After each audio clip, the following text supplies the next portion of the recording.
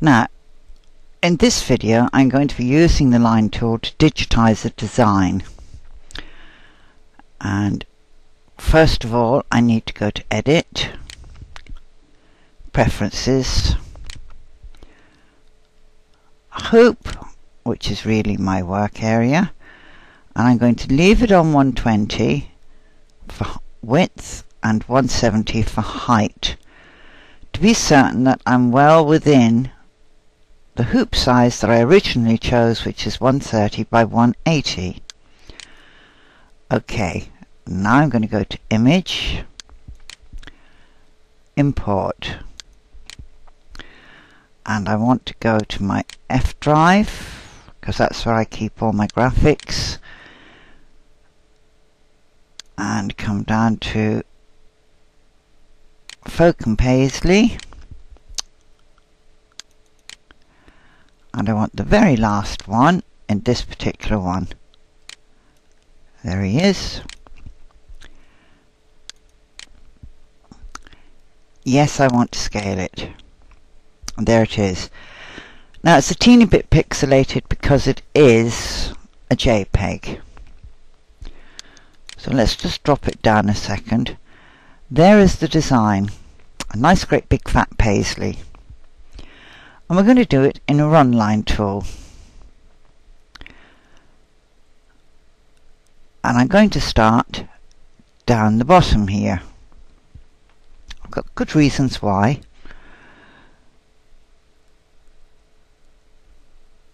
And I pick up my run line tool.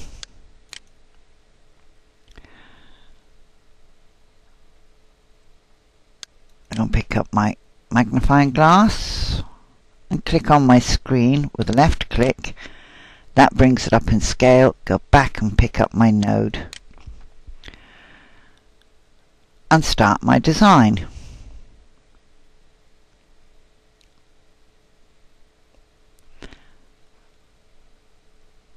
Now up here I've got the curved node, which is what I want. My maximum length 2, minimum length I'm not worried about, and I'm going to leave that at single stitch. I lay my first node, I lay my second, I lay my third.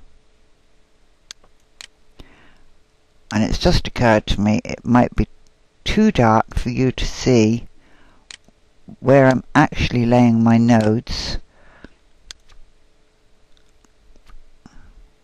There we go. And then I want to take a line over to here and then come back along this way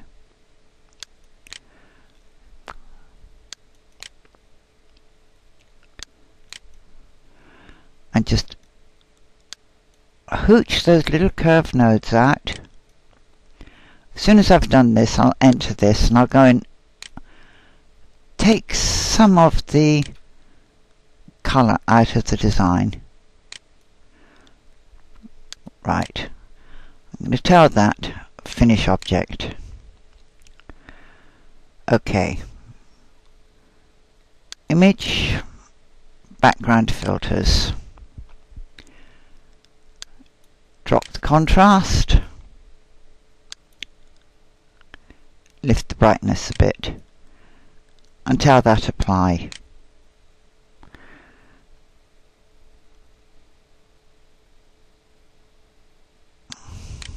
Go and click on my tool again. Now, one of the handiest functions you've got in this program is something called your numeral 3 key. And why is it handy? Well, watch. I'm just about to strike my numeral 3 key and I've got my tool ready selected. That's the last node of the previous object and the first node of the next object. And I just run a node up to there,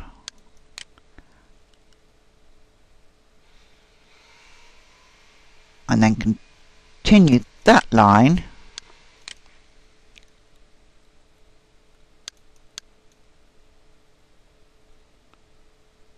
plonk him onto there, bring a line up to here,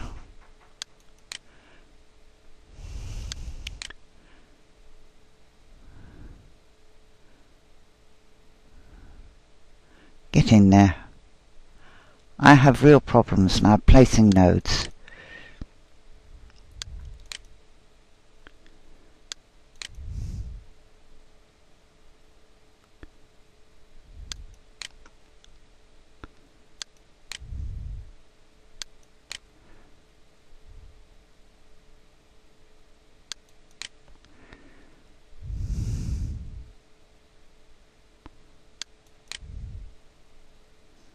And just continue laying nodes until I filled the whole of that area in.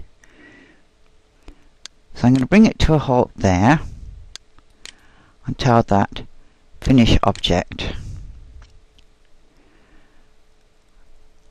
And then highlight both of these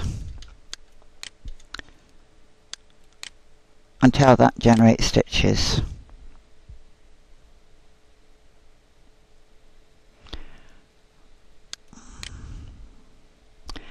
And that's the first part of the design.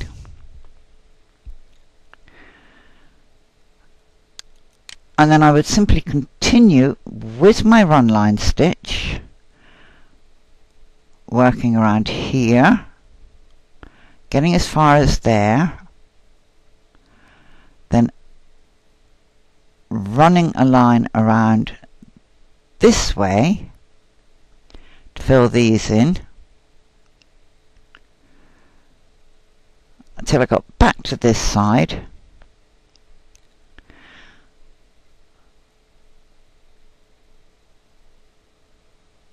and then I could come back and finish off with these bits on the outside and end up with this part of the design in. Then I would need to do all these outside little bits and pieces, and in between each part run a travel line. Not allow the program to put in one of its connection stitches. I don't like using connection stitches. I prefer to path my own designs, and by pathing what I mean is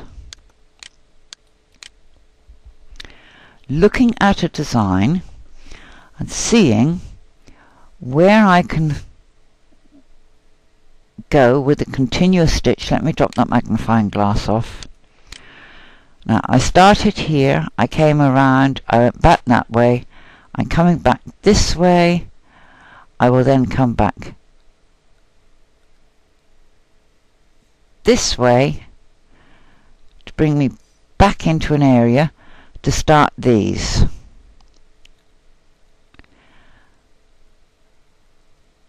Travel up as far as this one, drop back, put the little circle in, come back, do this one, get as far as here, stop, do this bit, and then just travel back along there to come and put these pieces in to bring me up to this bit, to bring me up to this bit, to travel from there to these, travel along the base to put the next one in, travel along that line to come so far up, stop, put this shape in, return, come and put this bit in, and then return to put this part in, put this in, and then travel along here to this one, and so on.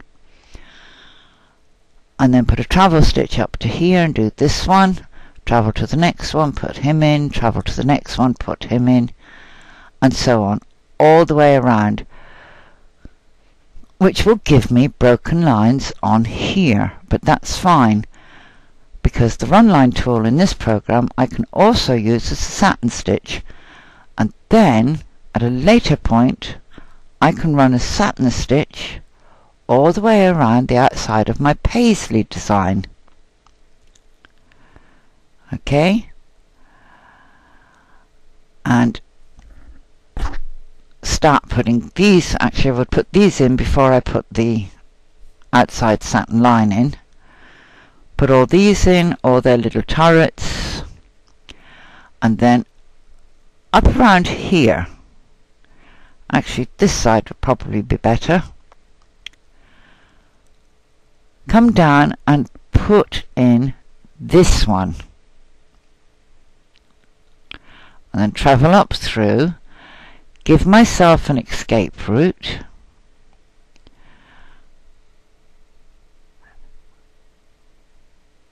so as I could get out onto this outside ring, put in my satin line, and then come back in, travel down my escape route to put in the satin line here.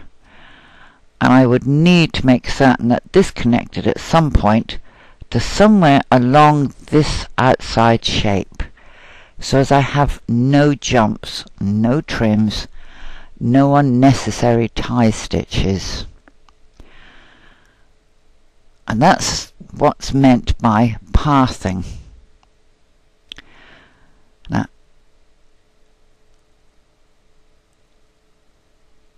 what I'm going to do now is pause the video and put a bit more of this in, bring you back in to show you how I would go along here, and how I can use this space to travel, because then that will act as extra loft under my satin line when I put that in. So I'll see you in a moment.